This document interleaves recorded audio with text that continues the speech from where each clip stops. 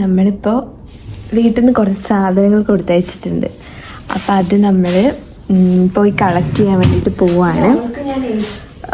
പുറത്ത് ഭയങ്കര തണുപ്പാണ്, എനിക്ക് പോകാനേ തോന്നുന്നില്ല സത്യം പറഞ്ഞു കഴിഞ്ഞാൽ. പക്ഷേ ഇന്നലെ വന്ന സാധനം അപ്പം ഇന്നെങ്കിലും പോയി മേടിക്കണമല്ലോ. സോ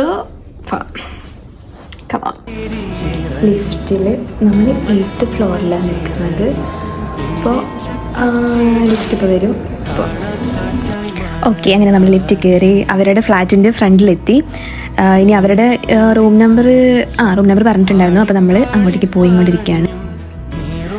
അങ്ങനെ ഞാൻ അവരുടെ റൂമിലെത്തി. ഞാൻ അവരെ പുറത്തുനിന്ന് അവരെ വിളിച്ചു, ഒരു വാതിൽ തുറന്നു. ഇവർ ഞാൻ കുറേ കാലത്തിന് ശേഷം കാണുവാണ്. അപ്പം അതിൻ്റെ ഒരു സന്തോഷം എനിക്കുണ്ട്. കൂടെ എൻ്റെ സാധനങ്ങൾ കിട്ടുന്നതിൻ്റെ സന്തോഷം എനിക്കുണ്ട്. എൻ്റെ സാധനങ്ങൾ അവർ തന്നു. കൂടെ അവർ പുറത്തെങ്ങോട്ട് പോകുമെന്ന് പറഞ്ഞ് ഞങ്ങൾ ഒരുമിച്ചാണ് തിരിച്ചിറങ്ങിയത്. സത്യം പറഞ്ഞു കഴിഞ്ഞാൽ വീട് നന്നായിട്ട് മിസ് ചെയ്യുന്ന ഒരു ടൈമായിരുന്നു. ആ സമയത്ത് വീട്ടിൽ നിന്ന് കുറച്ച് സാധനങ്ങൾ നമുക്ക് കിട്ടുമെന്ന് പറയുമ്പോൾ അത് ഭയങ്കര സന്തോഷമാണ്. ഞാൻ ഒട്ടും താമസിപ്പിച്ചില്ല. റൂമിലെത്തി ഞാൻ കുളിച്ച് ഫ്രഷായി വന്നിട്ട് ഞാൻ എൻ്റെ ഓരോരോ സാധനങ്ങൾ ഓപ്പൺ ചെയ്യാൻ തുടങ്ങി.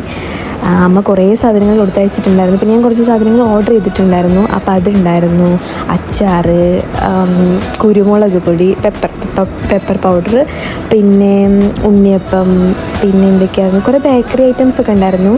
പിന്നെ എൻ്റെ ബർത്ത്ഡേ ആയിരുന്നു കുറച്ച് മുൻപ്.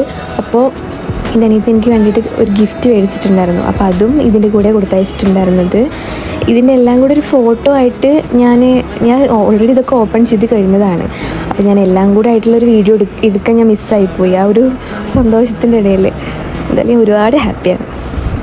ഒരുപാട് ഹാപ്പി എന്ന് വെച്ച് കഴിഞ്ഞാൽ എനിക്ക് പറയാൻ പറ്റുന്നില്ല, അപ്പുറത്തായിരുന്നു. കാരണം എനിക്കറിയില്ല ഇതെങ്ങനെ പറയേണ്ടത്, എങ്ങനെ പറഞ്ഞ് മനസ്സിലാക്കേണ്ടതെന്നൊന്നും. ഭയങ്കര സന്തോഷമായി.